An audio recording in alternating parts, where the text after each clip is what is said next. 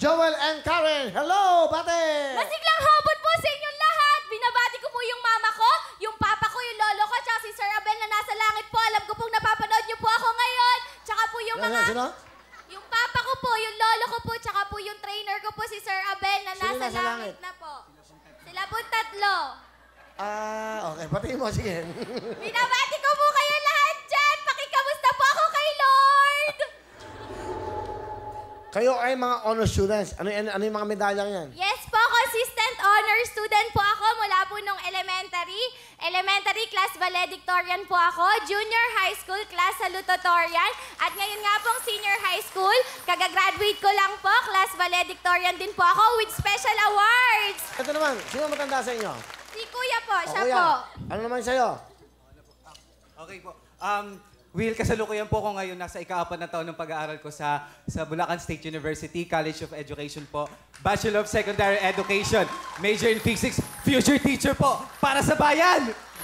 Okay, ito po. Karamihan po sa mga medal ko ay nakuha ko po nung high school ako. Graduate din po ako sa Malolos Marine Fishery School and Laboratory. Nagkamit po ako ng unang karangalang banggit. Siyempre, proficiency in agriculture, back-to-back. Model student din po ako, back-to-back. Then, siguro, ito po yung mga mga certificate. Official Dean's Lister din po ako ngayon sa uling taon ko po. Wow. Alright. Sino kasama nyo?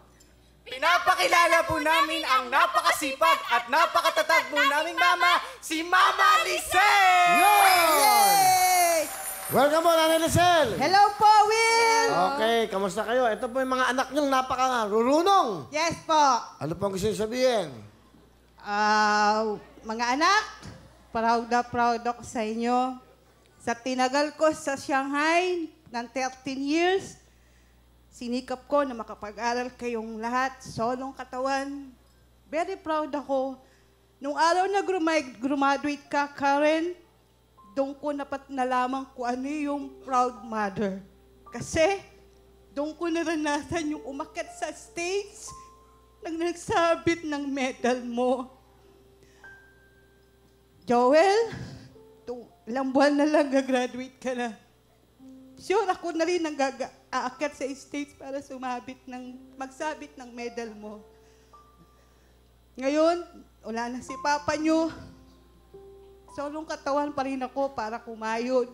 Dahil gusto ko matapos sa inyong pag-aaral, makamit nyo inyong, kung ano man ang gusto nyo makamit, lalo na Karen. Tapusin mo pag-aaral mo. Mahal na mahal kayo ni Mama. Oo, napapagod ako, pero hindi ako susuko. Lalaban ako hanggang kaya ko. Mahal na mahal ko kayo.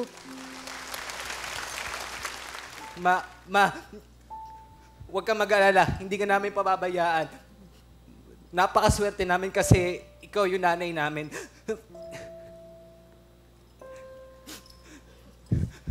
Wala kaming ibang ihilingin kundi yung seguridad mo, yung kaligtasan mo, yung mabuting kalusugan mo at kasiyahan mo, Ma. Alam ko napapagod ka na, kaya graduate, Ma. Yung mga kasama mo dyan, mga guro yan. Pinapangako namin dalawa, magiging isa kami dyan. Magiging huwarang guro kami at iisa sa mga lining ng kaisipan namin. Mahal na mahal ka namin, Ma. Sobra. Thank you, Joel. And? Ma, salamat sa pagtitiis, sa pagtsatsaga, sa sakripisyo. Lahat ng yun, tiniis mo, Mama, para lang sa amin. Na kung tutusin, dapat nagpapahinga na kayo, Mama, dahil ilang taon na din kayong nagtatrabaho para sa amin. Sa 12 years nyo pong nag-a-abroad, nag-OFW, Ma, wala man tayong naipundar, hindi man tayo mayaman, Ma. Ang naipundar mong kayamanan ay kami, mapagtapos nyo kaming magkakapatid. Mahal na mahal kita, Mama!